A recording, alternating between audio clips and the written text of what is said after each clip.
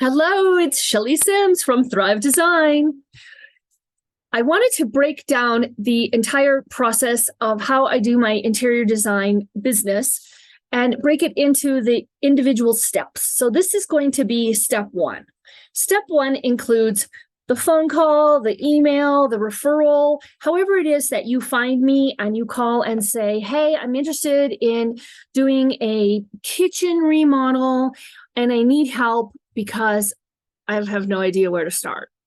Or I don't like what happened in the last one we did. So what we do is we'll just schedule an appointment. It's usually an hour or less, that initial appointment. And I do not charge you for that because at that point, we don't even know if we want to work together, right? We got to get to know each other. We got to see what the project is, all of this. You're going to ask me a million questions. I'm going to ask you a million questions, and we're going to find out if we feel like we can do it and we like each other and want to do. You're going to decide, is she going to be the one for me? So I feel like that's actually an interview on your part, and I'm going to do my best to impress you and prove to you that I can do it and help you get that done the way you want it. Okay, great. So then we schedule the appointment, we go to the appointment, and then I just come over and I just start taking notes. So I just want to show you some recent notes from a job. These are my notes from that initial meeting. So the client calls, says, hey, I want to change out my countertop. I'm thinking of doing a farm sink. I'd like to do something different for the faucet. I definitely don't want the hand spray as a separate piece. I'm the one who recommended, would you like to add some new hardware to match that faucet? And I'm mentioning that I think black is a really nice option because black's kind of hip and fresh. And the entire time, of course, I'm looking at the rest of the house. I'm making sure that what I'm saying and recommending doesn't tilt them over into the domino effect of then having to change everything else in the house. I'm trying to stay within a design theme that freshens and updates them while also sticking with the theme that they have and the beauty that they're keeping. I'm also asking about the backsplash where they said they wanted to have glass. We did talk about the black hardware. And then I start taking my measurements and I take photographs. So in this case, I did really great on my measurements, except for these two areas, which I'm going to zoom in on a little more, where you can see I forgot to take these two measurements right here, to the right of the stove and to the left of the stove.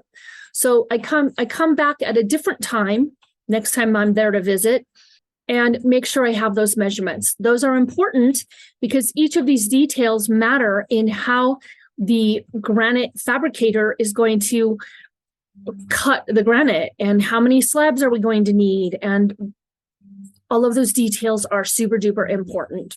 So in this case, we're doing the bathroom and also a little area in the laundry room. So I've got this here. We wanted to try to do a slab that was similar to the slab that we had going on in the bar room in the basement, and it turned out that guy was discontinued.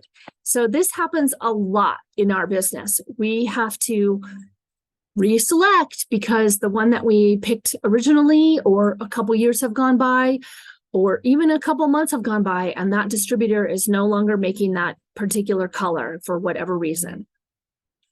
So I just want you to see this, that it's not very pretty, it's not super elegant, it's not high tech, it's just a nice piece of paper with my writing to keep all my notes.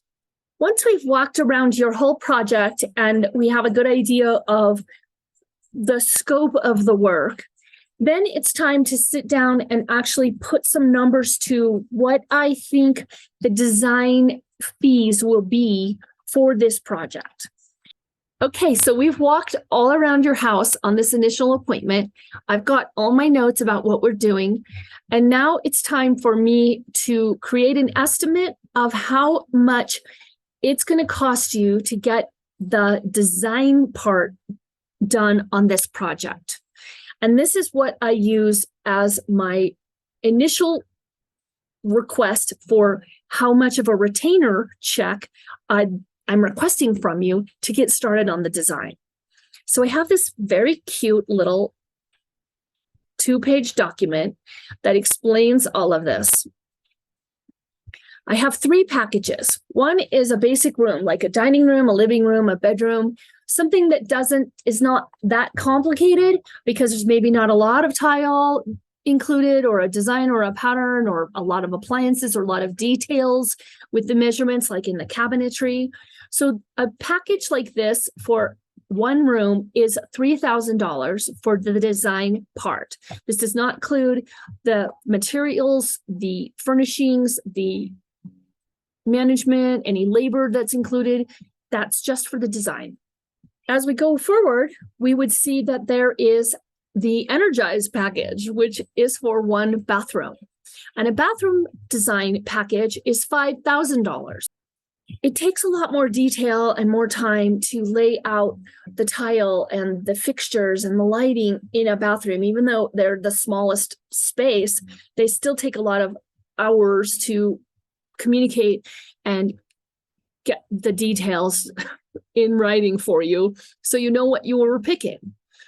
And then we move on to the kitchen, and the kitchen is $7,000 for the design, including the cabinetry layout, any tile, backsplash, window treatments, appliances, all of that. So then looking at this sheet, I would be able to take my notes that we've discussed in the earlier part of this appointment, and we'd be able to say, for this example, we're changing out a living room, we're going to remodel a bathroom, and we're going to remodel the kitchen. So if we just do those 3 as themselves, we're at $15,000 for the design fee. And then based on that, we can decide what the retainer amount is. And at that point, you should have a good idea if you like me and want to work with me.